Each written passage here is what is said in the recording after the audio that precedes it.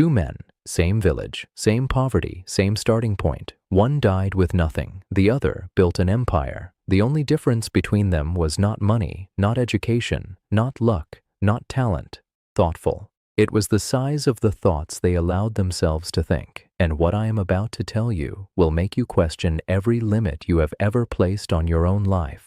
Most people live inside a box they built themselves. They call it being realistic. They call it being responsible. They call it knowing your place. But what they are really doing is shrinking.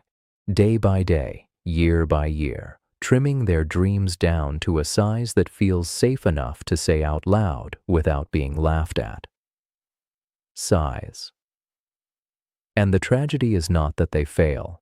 The tragedy is that they stop trying for anything worth failing at. Serious.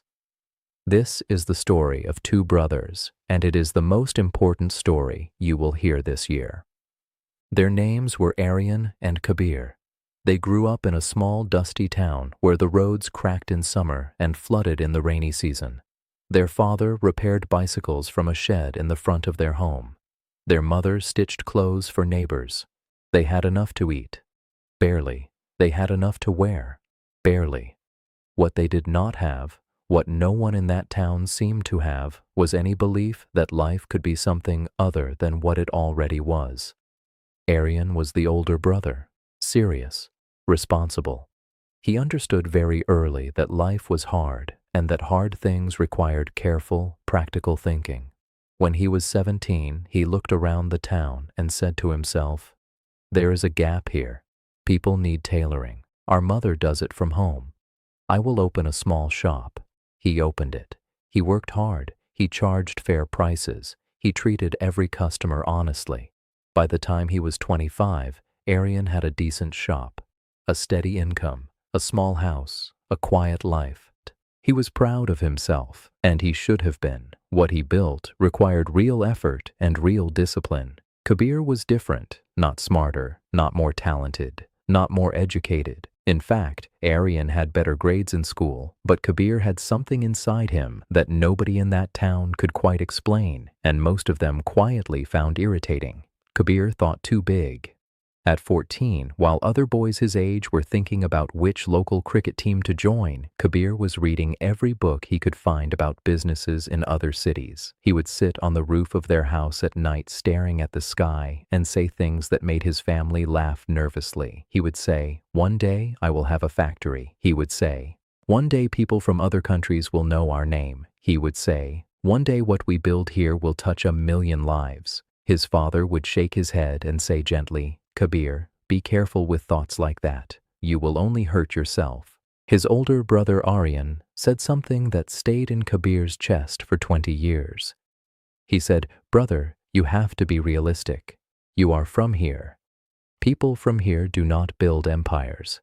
That is not who we are." Kabir heard those words. He felt them. They stung in the way that truth is supposed to sting, sharp and lasting. And for a brief period, maybe 3 or 4 months, he tried to think smaller. He tried to be realistic. He tried to want a decent shop and a quiet life. But the large thoughts kept coming back, like water finding its way through stone, like seeds pushing through concrete. They would not stay small no matter how hard he pressed them down. So he made a decision. He would not press them down anymore.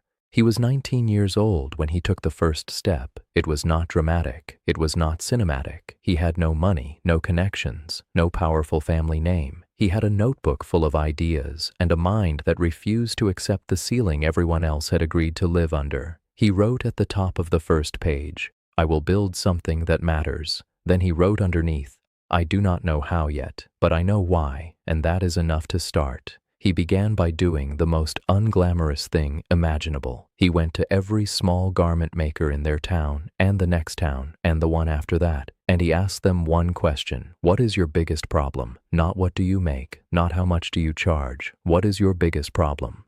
And he listened. He took notes. He asked follow-up questions. He drank bad tea in small, stuffy offices and listened to people complain about things that had been broken for decades because no one had ever bothered to ask.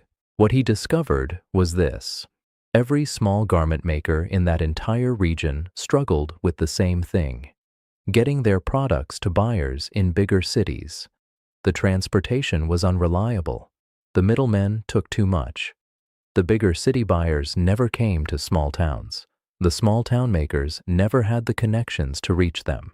Kabir had no money, but he had spotted something, a gap that was hiding in plain sight because everyone around it had decided it was simply the way things were. He spent 6 months building a network, on foot, on borrowed bicycle, on overnight buses that cost almost nothing. He visited buyers in the city. He visited makers in the towns. He made introductions. He made promises he then worked 17-hour days to keep. He charged a small fee to connect them. He charged almost nothing at first, just enough to keep himself going. But connections became trust. Trust became reputation. Reputation became something that spread on its own. By the time Kabir was 23, he had built a small but functioning trading network that connected 47 garment makers across 4 districts to buyers they had never been able to reach before. He was not wealthy, but he was growing something. This is the part where most stories would skip forward in time. But I want you to stay here for a moment, because this is the part that matters most, and the part that almost no one talks about. There was a night when Kabir was 22. He had just lost a deal that he had spent 3 months building. A buyer in the city had backed out at the last minute. The makers who had been counting on him were angry. One of them threatened to never work with him again. He had spent money he didn't have on travel and on sample shipments. He sat on a train platform at midnight with his notebook and his empty wallet and a feeling in his chest that had no name. Not sadness exactly, not self-pity, something heavier, the feeling of wondering whether the people who told you to be realistic were right all along. He opened his notebook. He turned to the first page. He read the words he had written 3 years earlier. I will build something that matters. I do not know how yet, but I know why. And he remembered something he had read once in a book about a man named David Schwartz. Schwartz had written that the size of your success is determined by the size of your belief, not the size of your bank account, not the size of your connections. The size of what you genuinely believe is possible for you. And that belief is not something you are born with. It is something you choose, over and over, on dark train platforms at midnight, in moments when every logical voice tells you to go home and be realistic. Kabir chose it again that night. He did not quit. He reorganized. He learned from the deal that fell through. He built tighter agreements.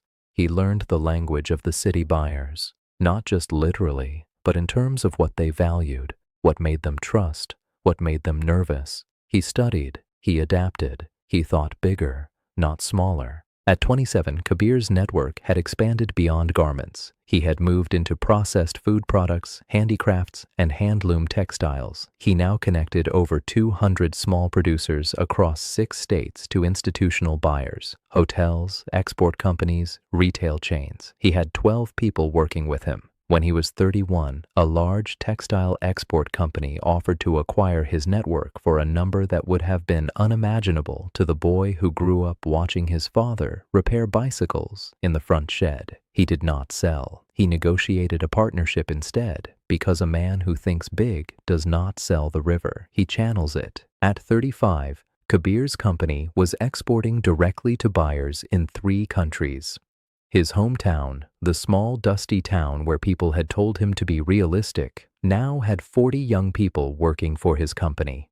Families who had never left the district were now receiving salaries that came from orders placed in countries whose names they had only seen on maps.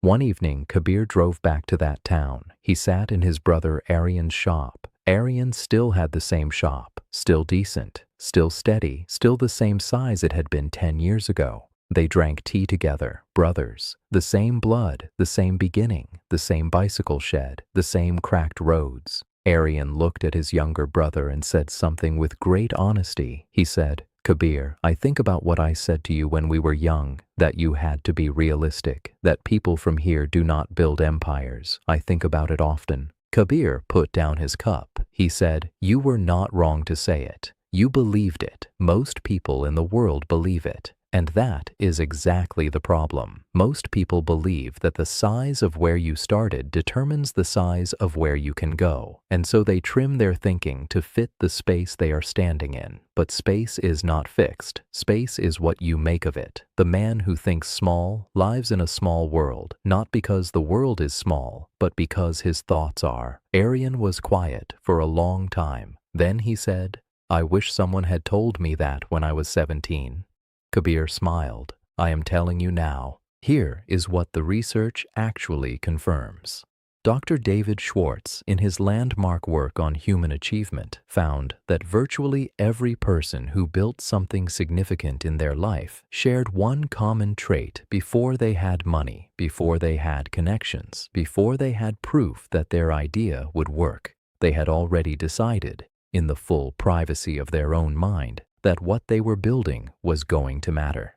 That decision came first. Everything else followed. Psychologists who study goal setting have found consistently that people who set goals that stretch them, goals that feel uncomfortably large, goals that invite skepticism from others, perform significantly better over time than people who set safe, achievable goals. Not because large goals are magic, but because a large goal demands a larger version of you to pursue it. It forces growth that a small goal never requires. The size of your thinking is not a gift. It is a practice. It is a choice made in ordinary moments, at breakfast tables, on train platforms at midnight, in front of people who mean well when they tell you to be realistic. You can choose, in any of those moments, to think one size larger than feels comfortable. And then again. And then again. Kabir did not become what he became because he was special. He became what he became because he refused, stubbornly and consistently, and sometimes painfully, to make his dreams the size of his circumstances. Your circumstances are not your ceiling. They are your starting point. There is a difference, and the moment you understand that difference in your bones, not just in your head, but in the place where your decisions actually come from, everything begins to change. Think about the life you are living right now. Think about the dreams you have quietly put in a drawer because they felt too large to say out loud. Think about the version of yourself that you have been trimming down to fit inside other people's ideas of what is reasonable for someone like you. Now ask yourself one question. What would I try if I genuinely believed I could not fail? You do not have to answer it perfectly. You do not have to have a plan. Kabir did not have a plan when he was 19. He had a notebook and a question and a refusal to think small. Start there. One thought, one size larger than feels safe. One decision to stop trimming, because the world does not reward the person who was the most realistic. It remembers the person who dared to think big enough to build something that outlasted their doubt. If this story moved something in you, share it with one person who needs to hear it today. And if you want more stories that genuinely change the way you see your own life, subscribe. There is so much more coming, and every single story is built to leave something real inside you long after the words are gone. Think bigger. Build anyway. The ceiling you see is not real.